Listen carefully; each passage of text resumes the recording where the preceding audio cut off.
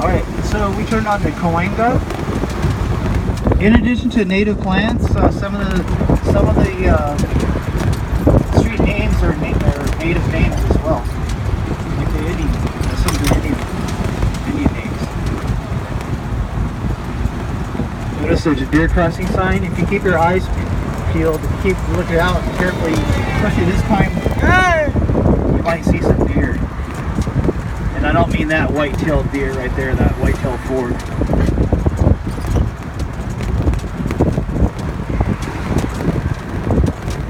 Alright, we're going to be turning on to Mulholland Drive.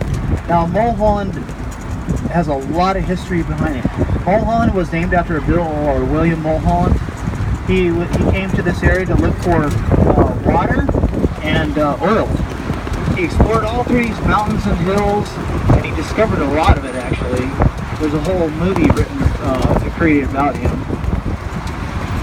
And there's many movies that have been shot up here, not only because of the views, but there's also many artists that have been discovered or started their bands up here, because especially back in the 50s and 60s, like when they had the beatniks and hippie bands, they would come up here because it was so desolate and nothing up here then, and it was so private and secluded. They could come up here and focus and concentrate on their music.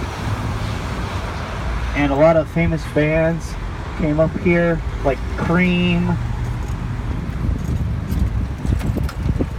played up here, and The Doors, many other bands.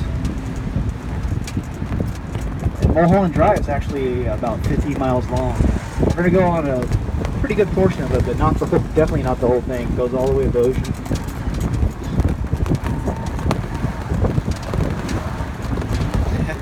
All right, not yet, but a little bit later, we're going to see the Hollywood sign.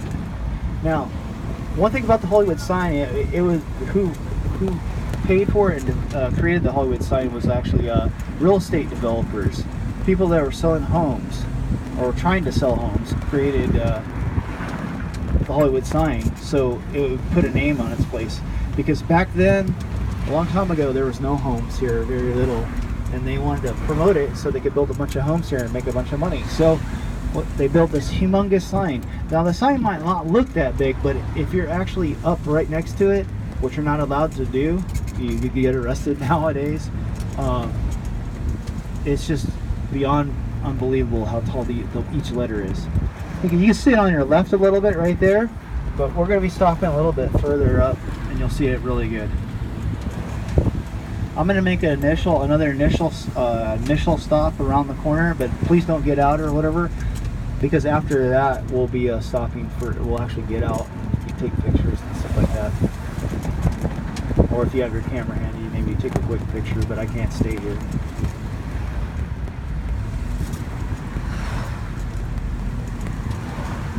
See right there on your left, better view. Alright, I'm going to be talking about Hugh Hefner. If you don't know who Hefner is, he's the owner of Playboy magazine. You say, why the heck are you talking about, I got kids on board, why are you talking about Playboy? Well, there's a good reason, because if it wasn't for Hugh Hefner, that sign would not be in existence anymore. Because during the 70s or a little before that, we had some really bad storms, and the Hollywood sign was washed down. It crumbled down the side of the mountain, and Hugh Hefner actually paid for it to be restored and fixed. It was basically destroyed before that.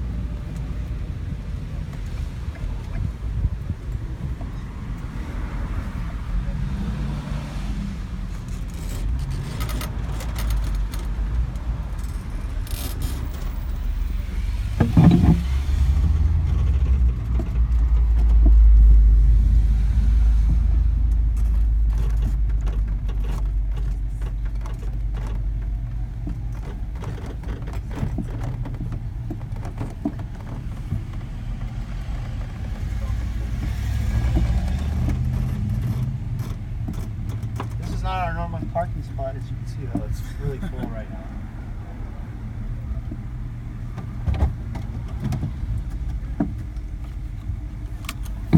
Okay, so this is what we're going to do. I'm going to try to help everyone to the best of my ability cross safely. And once we do that, what's going to happen is you're going to have 10 minutes. You know what? I'm just going to turn around and go back in there.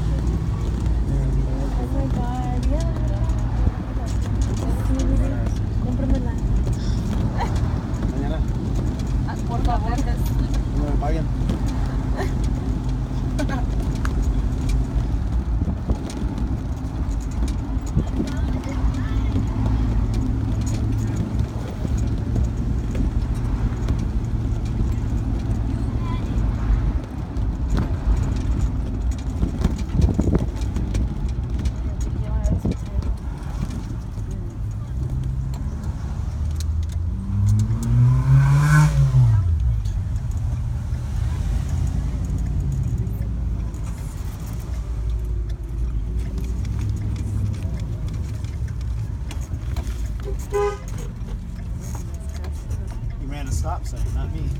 Yeah.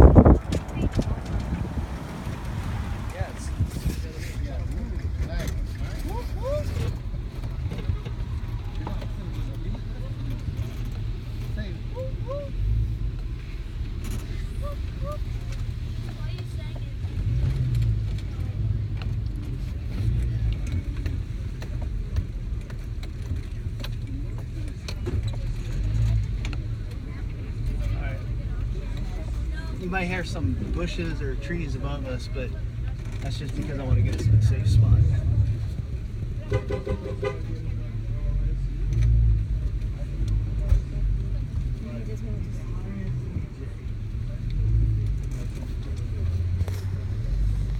Look at them yesterday.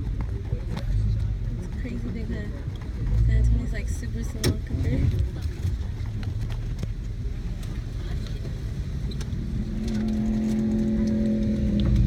Alright, so just please stay seated for a minute.